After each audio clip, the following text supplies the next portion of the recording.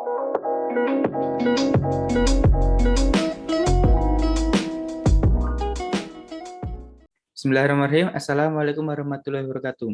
Halo, perkenalkan nama saya Alfonda Rizky Pratama, NIM A7101900018. Di sini saya akan menjawab soal UAS keamanan jaringan nomor 1A, yaitu tentang analisis resiko keamanan terhadap perusahaan beserta penjelasannya. Baik, di sini saya sebagai seorang konsultan keamanan independen yang bergerak di bidang cloud computing. Sebelum penjelasan lebih lanjut, saya akan menjelaskan apa itu cloud computing. Cloud computing merupakan sebuah proses pengolahan daya komputasi melalui jaringan internet yang memiliki fungsi agar dapat menjalankan program melalui komputer yang telah terkoneksi satu sama lain pada waktu yang sama. Cloud computing memudahkan penggunanya untuk menjalankan program tanpa harus menginstal aplikasi terlebih dahulu dan memudahkan pengguna untuk mengakses data dan informasi melalui internet. Analisis resiko keamanan cloud computing. Semakin banyak perusahaan saat ini yang mengimplementasikan teknologi cloud computing karena melihat banyak sekali keuntungan dan manfaat dari cloud computing yang dapat menekan biaya penerapan TI yang relatif mahal dari instalasi, lisensi software, dan pemeliharaan.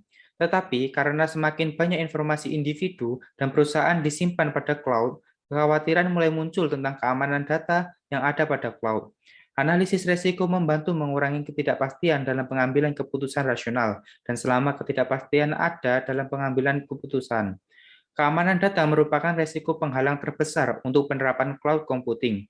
Beberapa bisnis masih enggan untuk pindah data dan aplikasi ke cloud, terutama data yang sangat penting untuk bisnis, karena risiko kebocoran data rahasia yang mengarah ke privasi, kurangnya kontrol atas data dan aplikasi, ketersediaan data pada layanan cloud, risiko penurunan integritas data, dan perlindungan yang tidak efektif dalam transmisi data, backup karena enkripsi yang tidak memadai. Risiko keamanan data security, administration, and control. Yang pertama adalah kerahasiaan data. Infrastruktur cloud computing yang memungkinkan akses dan penggunaan secara bersamaan menimbulkan masalah privasi data, termasuk konsekuensi hukum akibat adanya penyimpangan penggunaan terhadap informasi rahasia suatu bisnis. Dengan menyediakan penyimpanan data secara eksternal pada penyedia jasa layanan, meningkatkan kerentaan data sedang diakses atau disalin oleh orang yang tidak berhak. Ancaman privasi data dapat berasal dari pihak internal, penyedia layanan, pengguna dalam perusahaan, dan kebocoran data bisa saja terjadi karena kegagalan hak akses keamanan di beberapa domain. Kegagalan sistem pengirim data secara elektronik dan fisik pada saat melakukan proses backup pada jaringan cloud. Kontrol terhadap data. Solusi cloud mengakibatkan sulitnya untuk menjaga keamanan, privasi data, pencurian identitas, dan cybercrime. Perusahaan tidak memiliki kontrol langsung terhadap data yang disimpan pada penyedia layanan. Sebuah perusahaan dalam cloud yang melakukan pelanggaran hukum dan adanya tindakan penyitaan data dapat menyebabkan data rahasia semua perusahaan yang berada dalam satu penyedia layanan cloud akan ikut terekspos. Ketersediaan dan layanan. Prosedur pemulihan data recovery harus teruji dan terencana karena sangat penting dalam hal menjamin ketersediaan layanan dan data.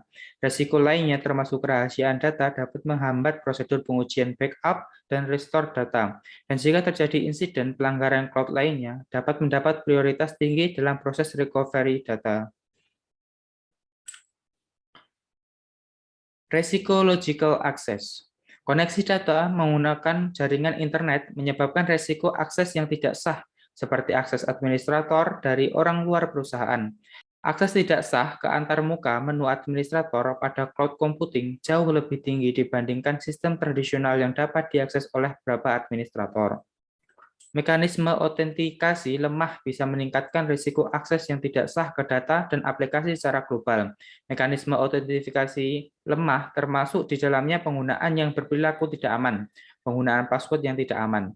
Migrasi beban kerja untuk infrastruktur berbagai menyebabkan potensi akses tidak sah dan exposure, termasuk tantangan seperti credential management autentikasi yang kuat, yaitu multifaktor autentikasi, didelegasikan autentikasi, dan kepercayaan mengelola di semua jenis layanan cloud. Resiko network security. Ada peningkatan resiko hacking dan intrusi data di lingkungan cloud. Resiko keamanan jaringan seperti ancaman dari dalam, penyalahgunaan autentifikasi, side channel attack, social networking attack, dan denial of service (DOS). menjadi ancaman besar di lingkungan cloud computing. Dengan menggunakan perangkat mobile, pengguna cloud dapat secara luasa mengakses data bisnis tanpa melalui jaringan perusahaan, menyebabkan kerentanan keamanan.